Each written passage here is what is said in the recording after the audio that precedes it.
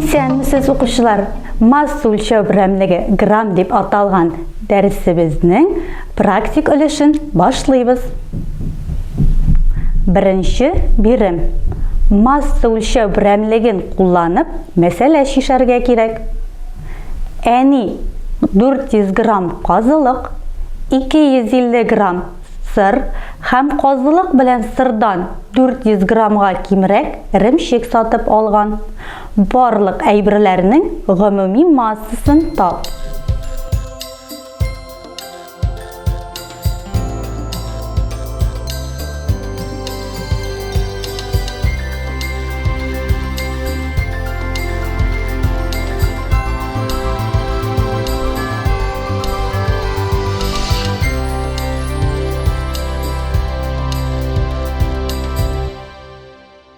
Укучылар, дәреслеген тикшереп чыгыйк, хаталарыгыз юк микән? Мәсьәләнең кыскача шартын экранда күрә аласыз. Иремчекнең массасы 250 грамм. Барлык әйберләрнең массасы 900 грамм.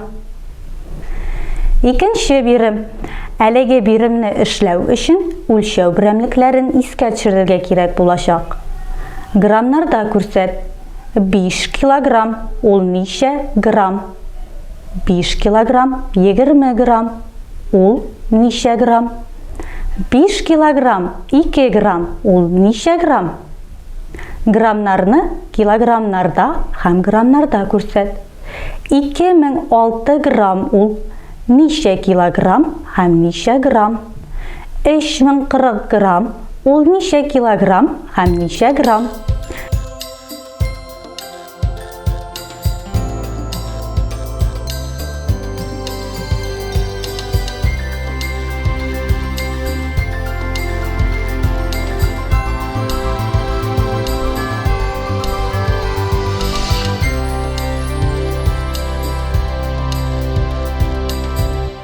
Дәреслеген тикшерергә тәкъдим итәм.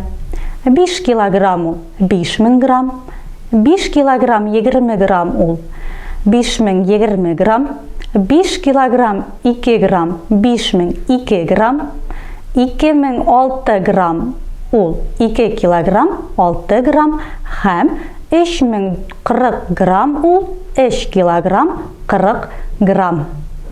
Өченче бирем. Масса үлчәү берәмлекләрен арту тәртибендә языгыз. 300 грамм, 1 килограмм, 57 грамм, 30 грамм, 2 килограмм, 610 грамм, 999 грамм.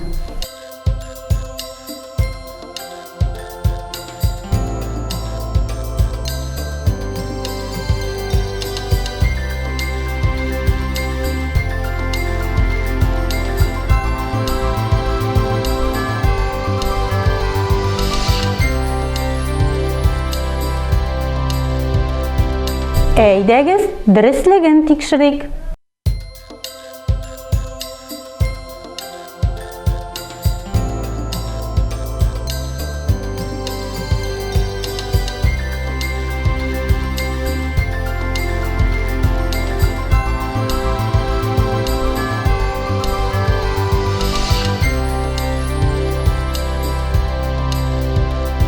Сезнең өчен соңгы 4нче бирем.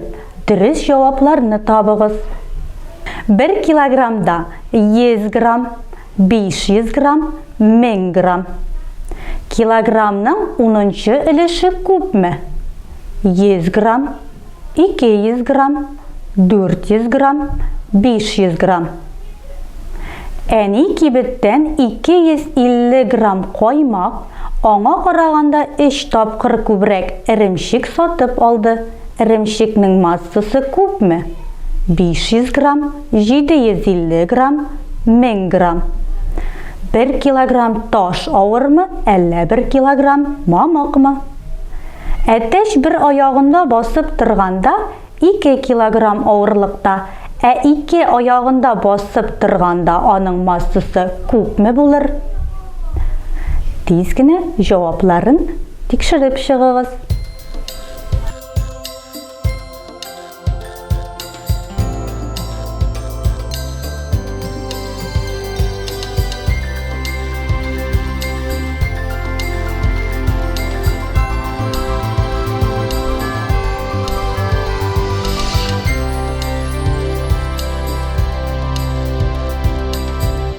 Укучылар, дәресебезгә әзерләнгән биремнәр тәмам.